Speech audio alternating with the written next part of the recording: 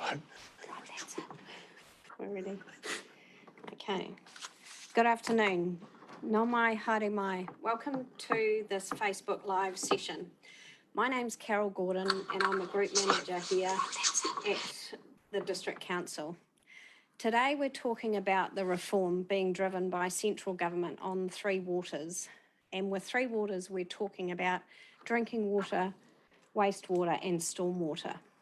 In this session, we hope we'll explain what the reform is, the current process we're in, and the next steps in the process. We have some questions that have already been submitted, but we invite you also to submit your questions in the comments section on the live feed. We will hopefully be able to answer most of these, but if we can't, we'll provide answers after this session. Today, we may not be able to cover everything, or you may want to look at more detailed information. So we invite you to look at Council's website where we have a lot more information, including links to information provided by Government and the Department of Internal Affairs.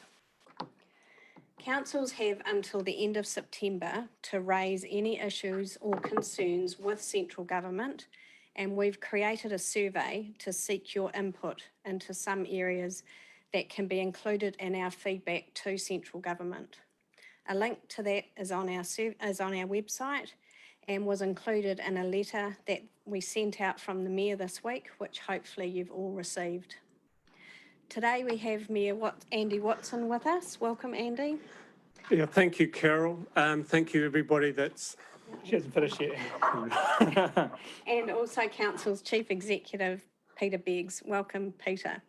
Shortly, Andy and Peter will start the discussion by taking you through central government's proposal and updating you about our three water assets and the work we're undertaking on them in the next few years.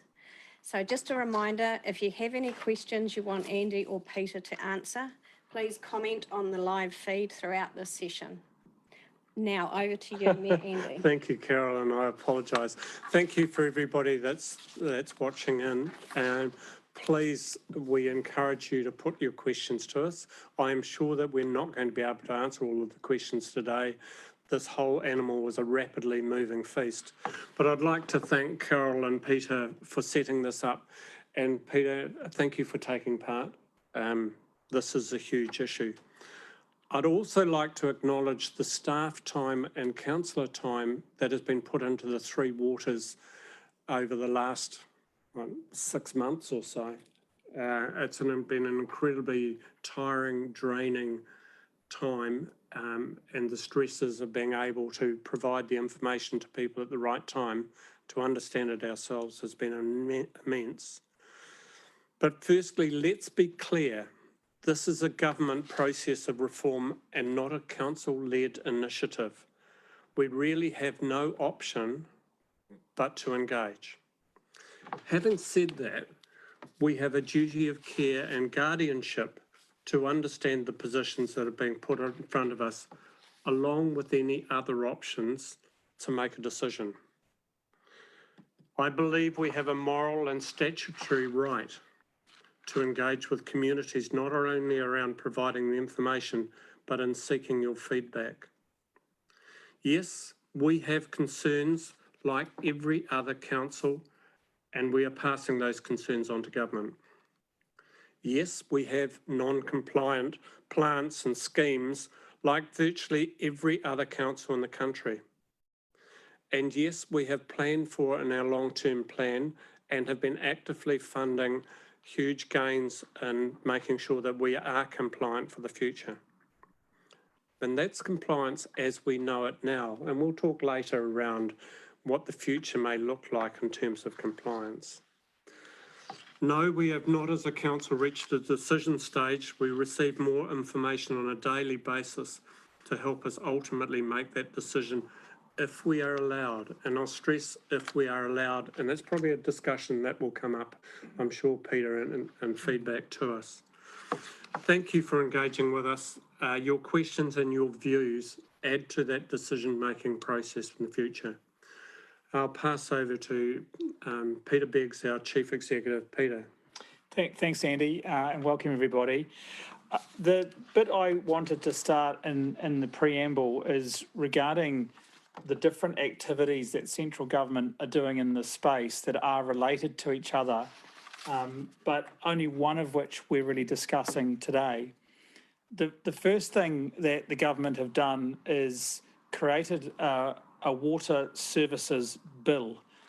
That's going through Parliament at the moment, and we would expect, all going to government's plan, that would be an act of Parliament by the end of this year. The second thing that has occurred is that the government have created a Crown entity called Taumata Arawai. Taumata Arawai are the Crown entity or the government organisation who are responsible for implementing the Water Services Act when it comes into force. And that Taumata Arawai and the Water Services Bill are things that the government are doing. The thing that we're really discussing today is how the government view the reform of water service delivery. And it's linked but different to the earlier two things I was talking about, the Water Services Bill and the establishment of Taumata Arawai. So I want us to focus, and this whole conversation today is going to be around the water service delivery reform. Andy talked before about non-compliance, and to give some indication of a national problem in this space, one of the key areas or issues the government want to challenge is to improve compliance of drinking water standards across the country. At the moment, 50% of all water supplies that service 5,000 people or less are not compliant with drinking water standards. And if you make that a little smaller, for supplies of 500 people or less, 75% of those are currently not compliant. And so it is an ambition of, through the reforms, for issues like this to be addressed and to have improved drinking water compliance. The other thing is that the Water Services Bill that I talked earlier, if it comes into power, will still create additional obligations on council, irrespective of whether council continue in the status quo or if there's some other option that government either mandate us to or council may choose to do in the future. And those obligations will have a cost around drinking water assessment, stepping in if suppliers are no longer able to provide drinking water, etc. So the change is happening, and irrespective of who delivers the water, compliance will be a requirement. Okay, over to some questions. Yeah. Thank you. The first question we've got, and been asked this quite a bit, is council selling its 3 water services? Is council selling 3 water services? No. The proposal from the government is that our council will join 21 other councils stretching from Taranaki through to the Coromandel and form what's called a water service entity. And that will be where the assets that council currently own will still be owned by this council, but will be sitting in another public-owned organisation. There are reasons for that, but one of the biggest reasons that that central government have made this recommendation to join a bigger entity is that they anticipate a lot of improvements in terms of quality, our ability to fund improvements, our ability to fund growth, etc. And they're the things that central government are the pillars of the central government's reform process in terms of the way forward, other than the quality that I mentioned earlier. So just to reiterate, there is we're not selling 3 waters.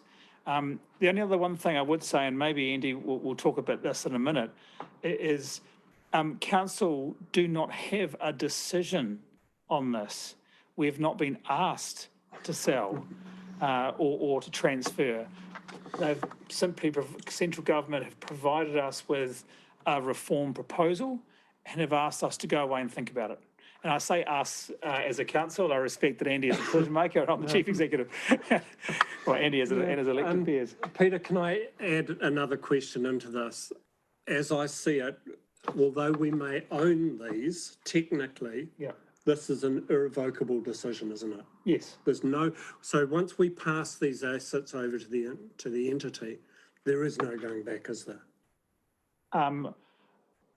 Well, I guess we could always go back at some point. It is a bit the conversation. Government could legislate it for it today if they so chose. Yeah. But I agree the sentiment. It's unlikely that once this, and presuming that the government's research on this and all of the consultants they've used come back with this is a really good proposal. If all those things are met, then we wouldn't go back. It would be an incredibly hard worm to untangle. It would be, and I think any future government would unlikely unwind it. I totally agree. Carol. So another question, we heard about opting in, and that was quite early in the process. So, Andy, can you advise whether council has made a decision to opt in to this?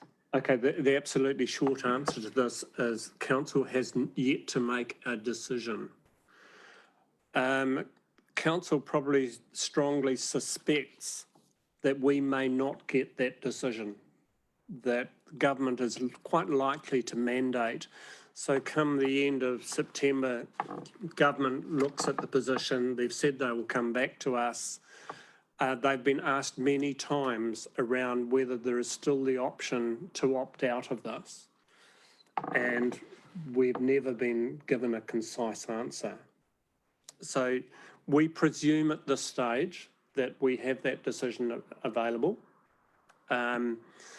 We are still in the stage of getting as much information together as we possibly can to make that decision in the future. Part of that process will be the engagement with our communities.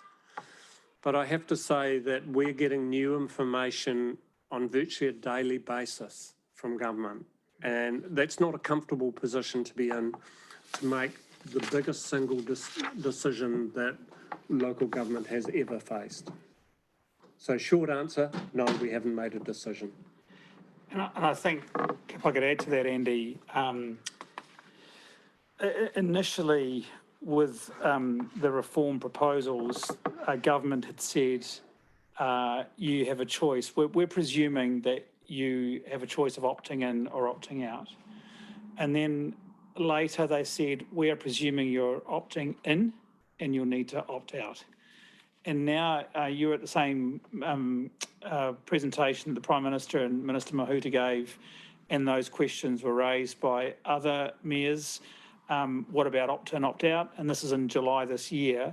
And the feedback I got from that really was, let's not talk about opt-in, opt-out. Let's talk about the compelling case for change and what do you need to be or do to feel comfortable to opt in. Yes, I can distinctly remember saying Minister Mahuta's answer to this was, well, the conversation has moved on since then. Yes. In other words, I'm going to dodge that issue, but I'm signalling quite strongly that our opt-out position was something as a moment in time, possibly. Yeah. That is a real concern. Yeah, it is. It is.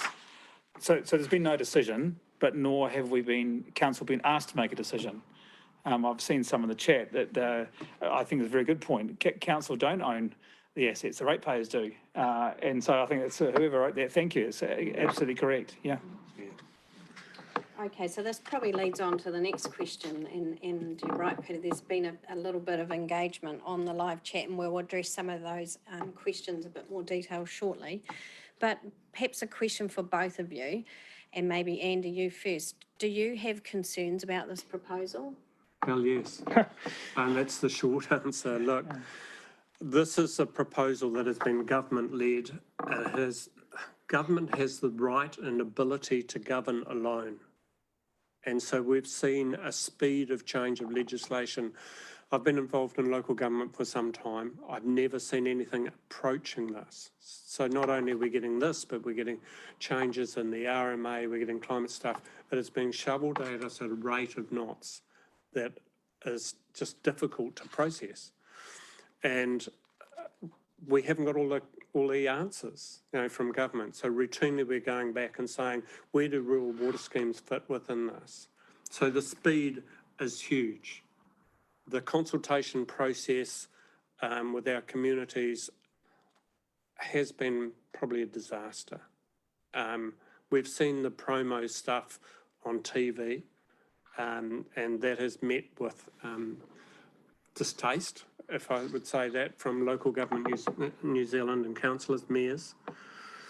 I guess the speed, the consultation, there's been a lot of questions around, do your figures stack up, that we're trying to understand. There's a lot of questions around, if we're part of an entity, do we get to have our say? If we are one small council amongst 22 other councils, and some of those councils are metros with, a huge population base, etc., does their say come ahead of us? How do we input into this? Because it is a very convoluted governance structure that we're facing. I have many of those sorts of concerns, as do most of our councillors and most of our councils around the country. Yeah, if I could add to that too, Carol, I think some people online may have seen the council paper that was out last week. That in one of the sections near the end that we outline some of council's concerns in that report. The things that I would add to Andy's, the points he's already made. Firstly, is our consultation and work with mana whenua. I think hasn't really had the depth that either us nor our iwi leaders or our mana whenua should be having. The DIA do say that they are engaging separately, but I feel that's a concern for us as a district. The other thing I'd say is just our ability to have our community voice heard in this. And I think, I know Andy touched on it earlier, is that the government have said that they will run the initial consultation. In the period that we're currently in, they have specifically said that we are not to consult with the public. It's a legal way of looking at it, but we're happy to engage. And so this is why because there is no decision at the moment, we have not consulted. Now, if the government come back and say you are allowed to opt in or opt out, then yes, absolutely. I'm very confident our elected members will say, yes, there's a massive public information campaign and a consultation process. But because we've not been asked to make a decision, all we've been done is asked to provide feedback. And as Andy said, we've got lots of issues that we feel we remain concerns to us, and we're open to public feedback. I guess, Peter, somebody listening into this conversation may say, great, the council's totally against this. However, we have these concerns, and these are concerns that we need to take back to government and to the entity. That doesn't necessarily mean that we're going to be in a position of saying no. Some of the financials seem to stack up, and they have been peer reviewed fairly carefully, independent of government, by local government. And so there is a potential case for change. So the gate's still open. Yeah. Okay. There are a number of questions here, and I think we could probably answer a couple of those initially. Some of them are much more detailed, and I think you might have covered off some of them. But so one question here, could the council feed the information they are getting from the government to the ratepayers so they can stay up to date with information? Perhaps I'll pass that one to you, Peter. And Okay, so it won't be both of us. Well, look, you can go first. I think we're going to say the same thing. Yeah, all of the information that we've been given is on the DIA website. Yeah. The only, so including the dashboards, all of that's on the DIA website. The only information that we've received from the Department of Internal Affairs or others have been by way of presentations, and a recent one that we attended in Taupo is on our website. And the Department of Internal Affairs were happy for us to share that. And so everything that we've got also that's not captured there has really gone into our council papers, which are online as well. Yeah, and there are links on our websites to some of this information, so it is sitting there.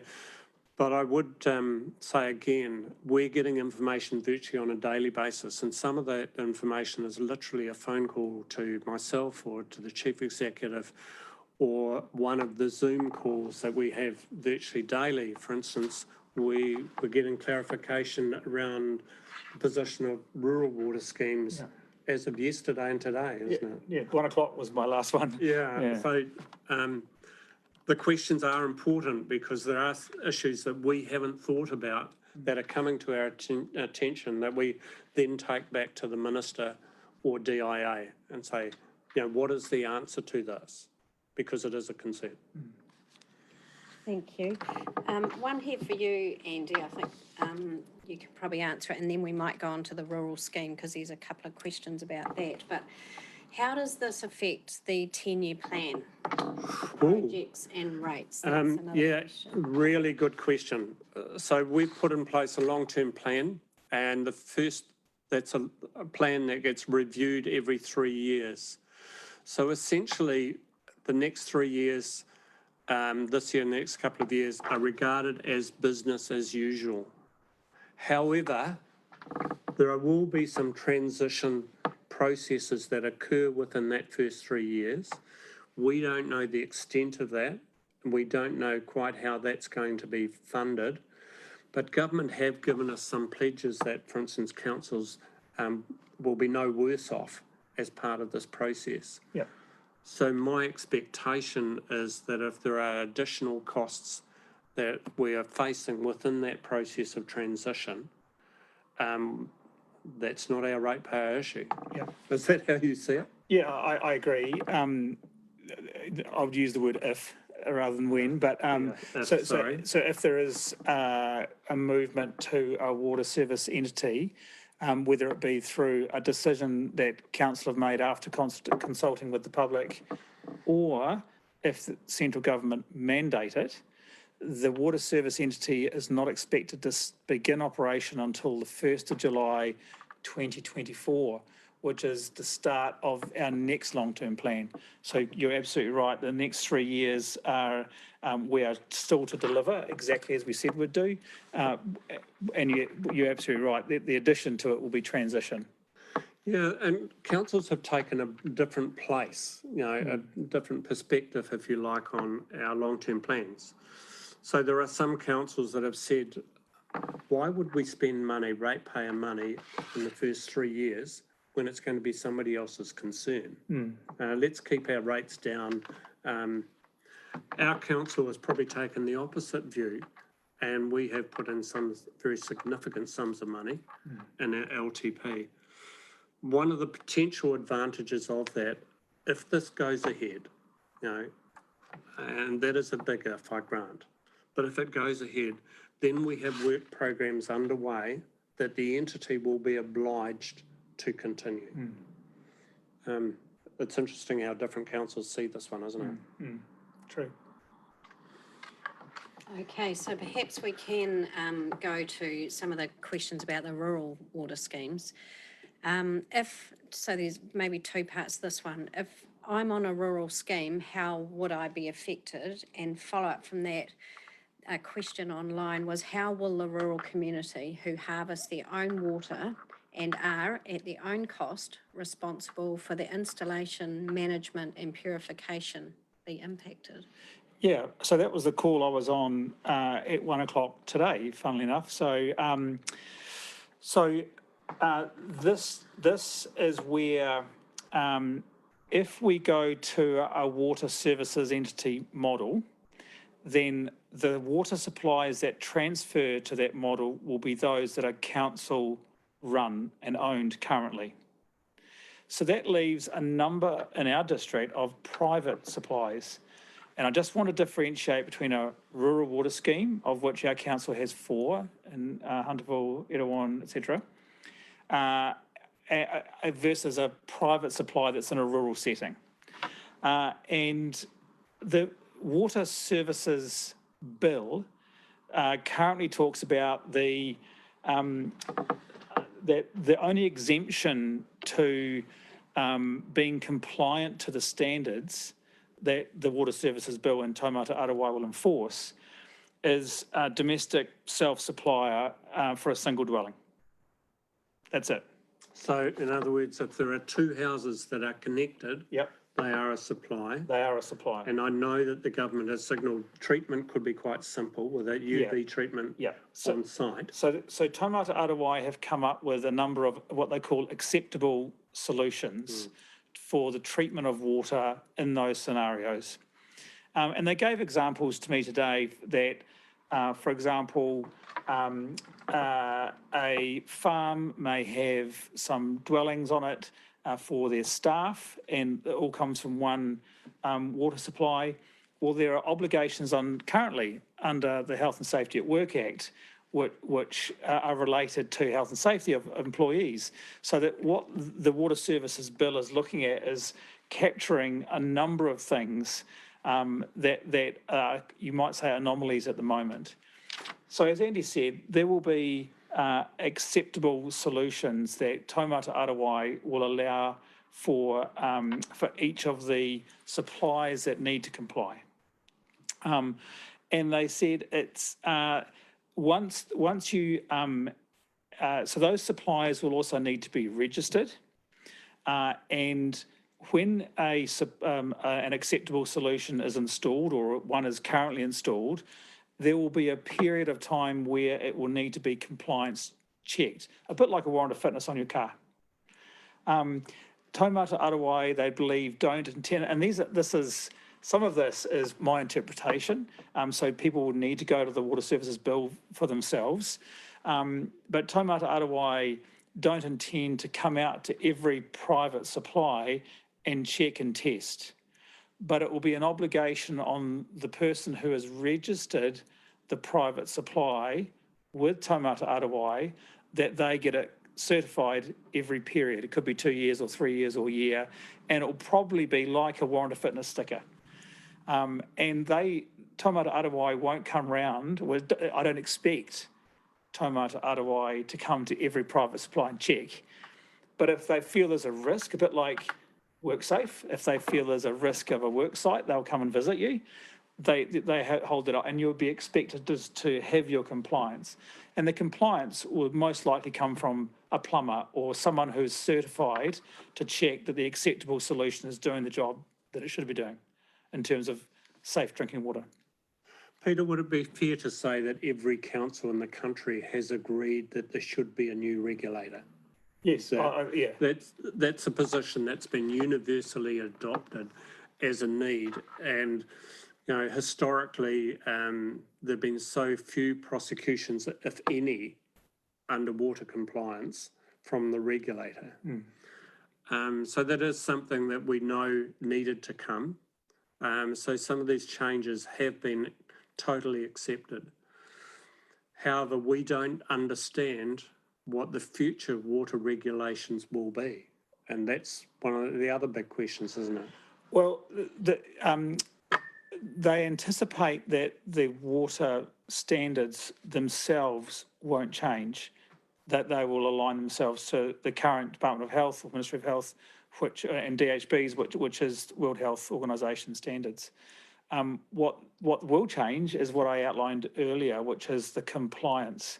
And coming back to that rural water, so the supply that's in a rural setting, I'll just check my notes. They will not need to be registered until 2025. and they won't need to be compliant until, I heard them say 2027 and 2028. So, but it's quite some time for that process for these approved or acceptable solutions to be installed, etc. Okay, we have another question here. Has the council carried out any financial modelling on the effects of Three Waters? A large part of rates is your rates bill is water related, and presumably under Three Waters, that sort of revenue is stripped out of council. And I know this has been discussed a lot at council meetings, so maybe Andy initially. I think this will be one that we both feed into. So council still has to do quite a bit of understanding what, for instance, our future LTPs would look like if these assets are stripped out. What would our staffing look like? All of those sorts of functions. We're doing as much of that modelling as we can with the information as we receive it, but we're yet to come to a final position on this. And this will be some of our work post the end of September in trying to understand what government is putting in front of us and the impacts on us as an authority. Because the person who supplied this question is absolutely right. It changes the function and shape of council.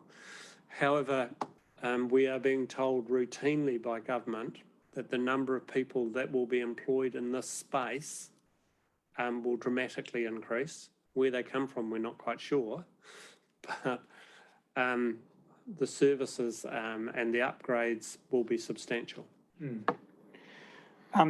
I support Andy that the question's a good one. There has been analysis. There's been the analysis that's been done by the DIA consultants. That's well and truly on the DIA website in terms of the dashboard. The other thing that government have done is announce in July a $2.5 billion package that's a blend of no worse off and better off payments to council.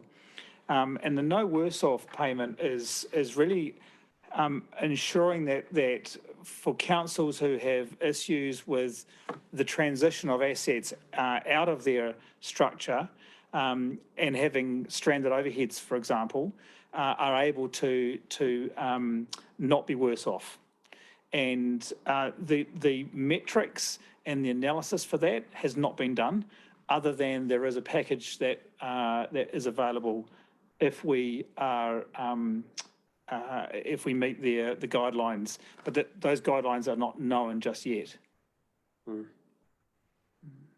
Okay. An earlier question we had, what's to stop the Three Water assets being privatised, like say electricity companies? That was one of the first issues raised right throughout the country.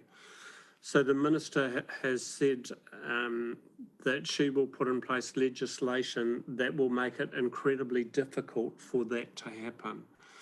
And I know that a lot of people, when she said that, said, yeah, right. We really, truly believe you. Look at the past history of things like Air New Zealand or electricity, all of those sorts of things. So there are a series of positions being put by government, which probably makes it very difficult for that to happen. To some extent, the ability for a council to privatise now is greater than under this future bill. Yeah, I would. Sorry. Yeah, so maybe I'll expand a little bit on this. So, for instance, you could get a company like Wellington Water join up, the Hutt and Lower Hutt, Upper Hutt and Wellington Central and maybe into Wairarapa and so on. Could that entity be privatised now? I think it would be, the possibility is there, probably to a greater degree. Some people who looked on our website may have seen this this document, a two-pager called Three Waters Reform Explained. It's from Local Government New Zealand, and I might read the section on privatisation that's in there. And the question in this document, again, it's on our website, it's on Local Government New Zealand's website as well. Does the proposed model make privatisation likely? And the answer we've been given, bear in mind that this is the answers we've been given, not our creation. Water services would be more difficult to privatise under the reform proposal than they are right now. The reform proposals combine a series of measures that together help safeguard against future privatisation. There is no shareholding structure in the proposal and a prohibition on dividends. There would be a statutory restrictions on the sale or transfer of material strategic water assets. And this is the current approach in the Local Government Act 2002, which prevents local authorities from selling or disposing, as you were saying, Andy, of strategic assets or the infrastructure necessary for providing water services. Finally, as a further safeguard, any proposal for privatisation would have to be endorsed by the regional representative group, which would need a 75% majority, put to a public referendum, which would require a 75% majority, and put through the legislative and select committee processes. So quite a, yeah, it's a hot topic, but Yeah, absolutely a hot topic. yeah. Okay, another question here. It's sort of a question and a comment, and I'm pretty sure this will have been brought up before. Is it conceivable that small supplies are designated non-potable only and rely upon rainwater harvesting per household for purely drinking water? Says yes, some small infrastructure is required, but the WS bill, the Water Services Bill, does not specifically address this. In any of your discussions, has that come up anywhere? So yes, they could be exempt. They could be exempt. If it's a single house, a single property, a single dwelling, yes, there would be.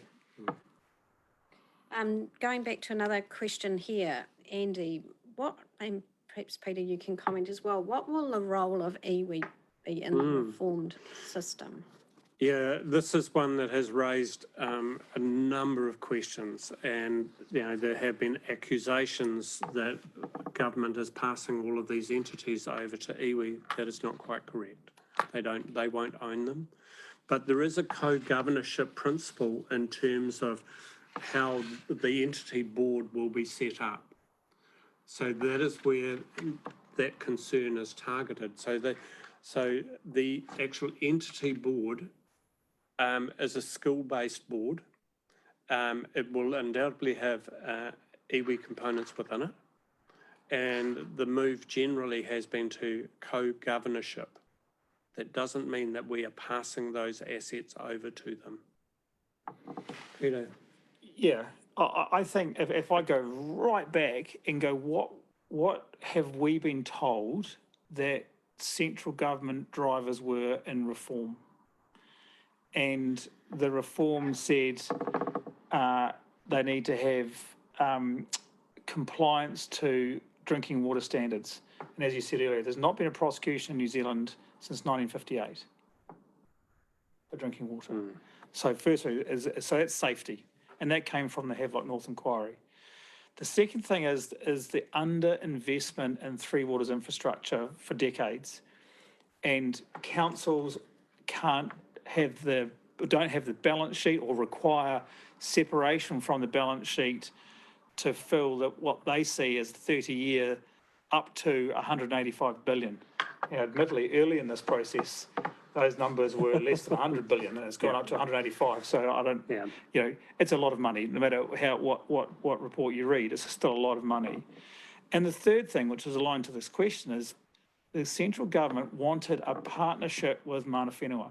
They wanted to bring to life Te Mana o Te Wai through multiple legislation in government. And Te Mana o Te Wai is, although we haven't really talked about that here, is a fundamental for the central government. And so those three things are really, really important drivers for central government. So some of the proposed governance model would see an entity having 6 iwi members, or 6, sorry, Mana Whenua members, and 6 other elected members, not elected as in council, but going through a selection process. We're still too early to know what their governance structure will look like, but they are looking entirely at co-governance as a central feature of any future reform entities. Peter, I'd just like to pick up on your comment about the underinvestment. So the government quite rightly have said to fix all this, it's $185 billion. Over 30 years, yeah. And what they have said was that that is unaffordable for small councils, that the rate position will be intolerable. And so they came out with the principle of aggregating the services and cross-subsidisation. In other words, you know, the Aucklands of the world and Wellingtons of the world, they have a large base of ratepayers, and they will actually cross-subsidise and be able to assist rural councils. So it was an underlying principle of the reasons for aggregation. I probably should have commented on this earlier under concerns. We're not 100% sure that that cross-subsidisation principle actually holds true, are we? That the entity board can make its own rating positions. No. So, for instance, you know, you might get Northland at a higher rate than Auckland for a litre of water or cubic metre of water. Yeah. So that's another one of the major concerns. Yeah. And we're not sure that the economic regulator will have that in their eyesight, if you like. Yeah. So, but it's one of the key drivers for change. And that's where this comes from, along with Havelock North, the underinvestment. That leads into a comment, a question and a comment that we've had here, and Peter, you may be able to answer this one. Someone's online said, I've read all the information from the DIA and elsewhere, and my question is, where are the council projections in regards to these reforms? I'm presuming they're financial projections? That's what I would have. What the projections that, and I'm not quite sure of the specific projection, but let's presume it's the financial projections. And we have said that we anticipate water rates, and I don't have the exact number in front of me, forgive me, but it would be about, I think it's $1,000 and something average today, that in 30 years' time, without joining an entity, that number would be about 8,000. And if we were to join an entity and get economies of scale and efficiencies, etc., it would be down to like 1,400. And forgive me if those numbers aren't exactly right, but it's all on the information we've got on our website. We haven't done an analysis of what we might look like in 30 years. What we do know is that we have done an analysis on the LTP period. And we looked at, and I'm not sure if we have the dashboard on, the balance scorecard online. I think it was part of the council paper. But we did it not just financially, but we looked at what do we know we have included in the 10-year LTP period that is financial, is compliance, but also is our engagement with our community, our engagement with our local supply chain, our engagement with iwi, etc. And it looked at a far more balanced view than just numbers alone or finances alone. And what we found is that if we looked at it currently, we had a view. We looked at it in the LTP 10-year period, we had a view. And then if the water services entity, a proposed entity that does everything that we're told they will do, and we don't know that, what would that look like? And across it, our current scenario was quite low, but that is why we had the LTP and a lot of investment in this Three Waters infrastructure in a 10-year period. It was medium under the LTP and a bit higher under the water services entity. So that's the way we've preferred to look at it rather than just finances alone. And the reason why we haven't just done finances alone is because and Andy said it before, we don't know what standards might change. We don't know what taumata arawai, their position. We don't know what an enforcement regime would look like. We don't know if the Water Services Bill is going to have any changes to it. It's very difficult to predict. So we've just relied on the analysis that's been done for us as being about right. Thank you. And peer reviewed heavily, haven't? Yes. So So you could argue that it's wrong in certain areas and right in others. We haven't gone down that wormhole. Okay, another question has just come up, and this is probably a very relevant question, and I definitely know this has been talked about at council. Considering the fact that Rangitikei has a shared service agreement with the Manawatu, and the Manawatu will be in a proposed different entity, how will that affect our services? It's a great question, and we're spending time with our staff to make sure that that's understood as well. And I have a meeting with the Manawatu CEO and others in the next couple of weeks to discuss this. I might just back up before I come and answer that question. And the first thing is the government have made very clear promises that staff who might be employed in a future water services entity will have their current location of work, their current job title, their current salary and other provisions will maintain. So everything is protected for them, which is great news for our staff. And as Andy said earlier, it's predicted with if there's going to be a whole lot more investment, then there'll be more construction going on. We're going to need more people in this sector. With respect to Manawatu, yes, we have shared services staff that are employed by Manawatu, but we have a shared services arrangement that work here in the Rangitikei district. So irrespective of them going to Water Services Entity C, which is the Manawatu is part of, or B, which is the Rangitikei is part of, is not really a problem. I don't see it as a problem. And that's because if it's mandated and everyone else has to go into a Water Services Entity, let's work off that presumption for a few minutes. or that we elect to. Or we elect to, yeah. But so if the decision is made that we are both are in, they are in Manawatu are in entity C, Rangitikei are in B, then all those staff simply transfer to the new entities. But they still have the same job title, the same salary, the same blah blah blah. They'll just be wearing a different logo on their vehicle or on their clothing. I mean, in some ways, Peter, it's unfortunate that we sit on the very bottom corner of an entity, isn't it? Yes. And if I go to communities in the northern area, especially, iwi will say our affiliations are to the north. They're not to the south. There's a whole lot of discussion around water catchments and services and so on. It's probably not going to please everybody around the country, the way the country has been split up. Yeah. But the government have done a lot of work on this, or trying to do a lot of work. But I think the spirit of the question, I know it took a long time to answer it, but the spirit of the question is what's going to happen to the service of a person in the Rangitikei district? That's am I going to turn my tap on if there's a problem? It's going to take a week to fix. And now that is an issue that the regulator will need to be mindful of.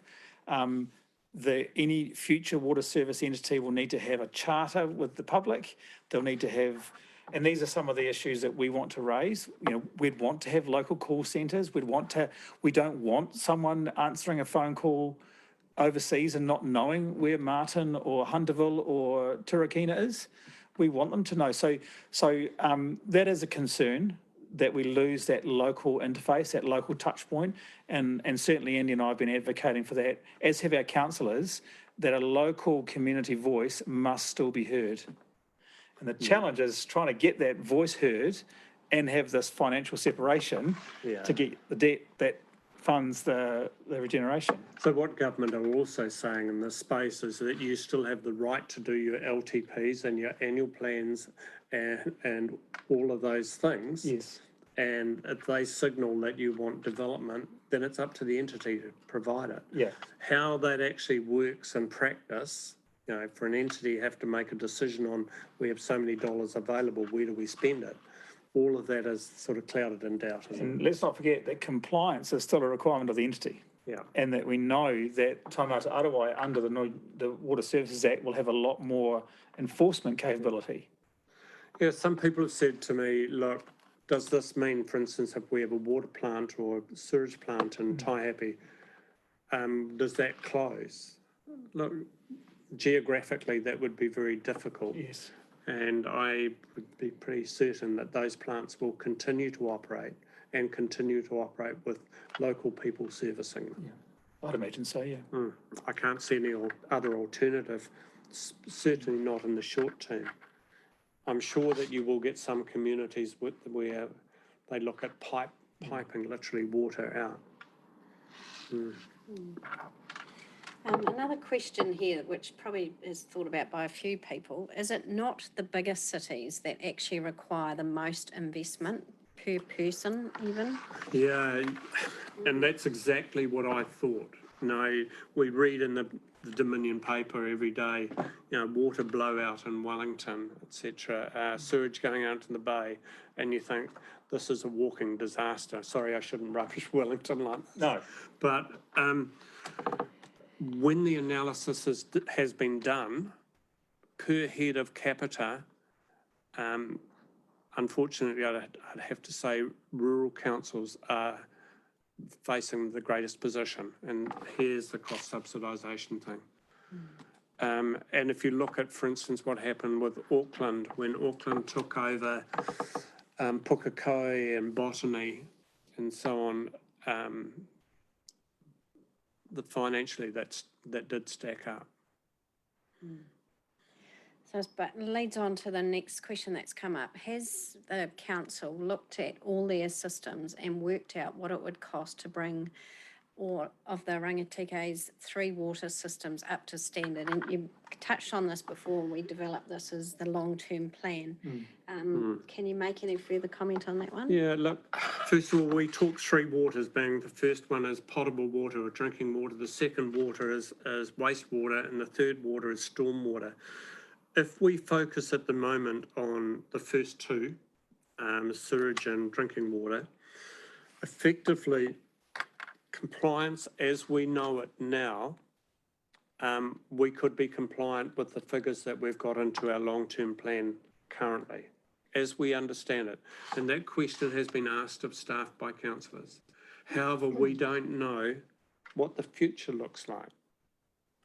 So there's a bit of a moving target here. Yeah, I have nothing further to add. Yeah, but we have captured compliance as a key theme within our long-term plan. And this is where if some people may see other councils in their response to this, we know that, for example, Palmerston North are going through upgrades for wastewater that's expected to cost over 400 million. Now, and whereas Manawatu are saying, we're fine. Whanganui are saying, we've invested heavily, and our systems, forgive me if I've got that one of them wrong, but there are councils that are coming and saying, well, we have systems that are in the 3 waters space that are entirely compliant, and our communities have paid for this over the years. Why should we be subsidising someone who hasn't invested? And that's a very good question that needs to be answered. I guess some of the answer to that, Peter, from governments, and I'm wearing government's lens here. Yeah. They have said that if you pass over these assets, if this happens, that the debt associated with those assets is also passed over. So you may get, for argument's sake, let's say that Whanganui had a debt of 40, 80 million associated with those. They would get that $80 million wiped off their books, in effect. We're not 100% sure around the process for that. I think we have a 3 waters debt in correct me if I'm wrong here, but we're talking sort of 16, 20 million currently Yeah. in wastewater, drinking water, that sort of order of things. We will invest very heavily in the next 3 years. And if we do that, that debt gets passed over and we become, in effect, a little bit more cash rich. Correct. Okay, I think we've probably covered most of what's been raised. There is a few comments there, and we'll have a look at those after this and see if there's anything else that we've actually missed. But I think one question that will be on everyone's mind, how are the community going to have a say on how Three Waters are provided locally? And maybe that leads into what does council intend to do from here, and will there be more consultation? I think everything's rolled into that, and if there is more consultation, when does that happen? Okay, so I'll be very clear about my expectation, and this is an expectation if with the proviso that we are allowed. In other words, government are quite likely to mandate this and say, sorry, we've been at this table for quite some time. We want to move this conversation forward. We're now making it law, and there isn't the opportunity for you to go out to your communities. So it's a done deal. How communities would handle that position by government, who knows? But provided we're allowed to go out and engage and consult, my expectation is that we would do a letter drop. We would hold some sort of process in which we can gather together the feelings of the community. Ultimately, this is a councillor decision. I think it's been one of the feedback that our elected members have given us has been frustration. There are people, communities in New Zealand. Again, we were told by government, I'll use the official term, that, correction, not by government, by legal advisors, that to actually consult now would be what they call ultra vires, beyond our powers to do so. And so it's difficult because we want to hear the feedback from our communities before we submit to government, but we've not got a decision. So it's very tricky. We're doing the best we can, and this engagement is part of that. But if, again, the big if, and I'm basically going to say exactly what you said, Andy, but if a council have a decision, I am very sure there will be an extensive consultation period and process that will be run by council. Look, I did have one mayor that I was talking to, and I'm certainly not going to say where this comment came from, but this mayor said, we jumped in very quickly and rubbished this and went out to their community and said, this is a waste of space, we don't trust government, it will be privatised, all of those things. And then said, maybe we didn't have all of the information. And that may well still be their position to opt out. But I stress the amount of information that's coming to us on just about a daily basis is unbelievable. Yeah, so I think also from here, a reminder that council will be submitting at the end of this month a proposal to the Department of Internal Affairs and to the Minister. That proposal will consider all of the information we've got, including our survey that you have online, that we have online at the moment, from feedback from there, multiplicity of questions that we have been receiving, and that will form a council paper at the end of the month. And so that will be read by council on the 30th of September, and then that will get a resolution for whoever it is to submit a feedback to the Minister.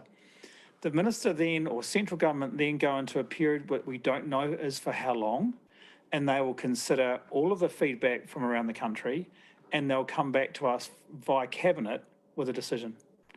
And we do not know when that will happen or what that decision will be. And we don't intend to be cagey, but we need to be prepared for any eventuality. And certainly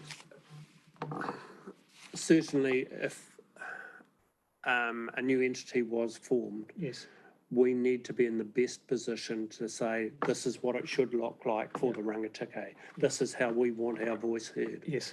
You know, so working on all of those systems is an interesting one at the moment, isn't it? And I note there's been a bit of criticism on the chat, and we've also received this in-house, but that this has been very rushed, and that council has just put things out, well, information out to the community, and we aren't giving them long enough to have our say. But this is just the beginning, isn't it? It's and like Peter said, we can't actually go out at this stage asking too much. We can provide information, and the role of that survey is to see whether the public are aware of this, and to try and build the awareness and make sure they realise information's out there. But we have been hamstrung ourselves. Yeah, I mean, it's not an easy process. And, you know, I know that a number of our councillors are saying it is so frustrating talking to, you know, for instance, a rural water scheme, and to be able to say, well, I don't actually know. And literally they're unfortunately in that space. And it's not a fair space that government has put councils into, or councillors, because in my view, and I'll stress this as my view, in the ideal world, this should have been something that had been developed in its entirety, so that they could have gone out day one and said, this is actually what it's going to look like. Yeah, I guess in their defence, some of it's evolved because of feedback. Yes. So. Right, well, thank you, Andy and Peter. I do hope people have found this useful, and by the level of interaction, I think there is certainly a lot of interest in this topic. So I'm suggesting we probably will hold another session once we know a bit more, these types of sessions, where there was criticism there again that perhaps it shouldn't be held on a Friday afternoon. Again, we're learning all the time, but we're also trying to make sure that we, have as much information as possible to share. So we'll take that on board for next time. There's still the opportunity, as Peter said, our website contains a lot of information. It's being updated all the time. So we really encourage you to have a look there. If there's questions we haven't been able to get to today, we will reply to those in the next few days on the chat function. But if you've got other questions that come to mind in the next few days, you can email us. Our email address is on our website, but it's just info@rangatike.gov.nz. Yeah, Carol, I take on board the comments about a Friday afternoon, and maybe in the future, we might go and have an evening session where the kids are in bed and both parents, if that's their situation, are at home and can sit down and listen. So there's certainly some learnings, but this is going to be an ongoing feast, isn't it? Yes. Now, do either of you have any final comments? No, look, we welcome the interaction, and I know that a number of people are really hot on this issue, and it is important that we understand your positions. There have been questions around, for instance, will council's rating positions shift because a whole lot of farmers are not going to be receiving potable water but pay water rates. So there's a whole lot of stuff that we're going to have to consider as an entity about how we deal with things in the future if this goes ahead. My final comment, sorry, I said no, but my final comment would be that in this period of council to assess the information we've been given and to provide feedback, the government have changed from provide us with feedback to provide us with feedback and any ideas that you might have that are constructive. And they're really focusing on, we are prepared to listen. And so I'm very enthusiastic if there are comments that come in, Carol, that for people to have any other constructive ideas on what an alternative might look like that we could present. And also, what are the best ways for us to engage after the 1st of October I'm very interested to hear. I mean, this is somewhat through COVID as well. We couldn't do the town halls that Andy and I were hoping to do, but yeah, very open to ideas on that. So constructive feedback on that would be welcome. Yeah. Okay, all right, well, we will end it there. Tēnā koutou katoa, and have a great weekend. Thank you. Get up. Kia ora, Carol. Thank you, everybody.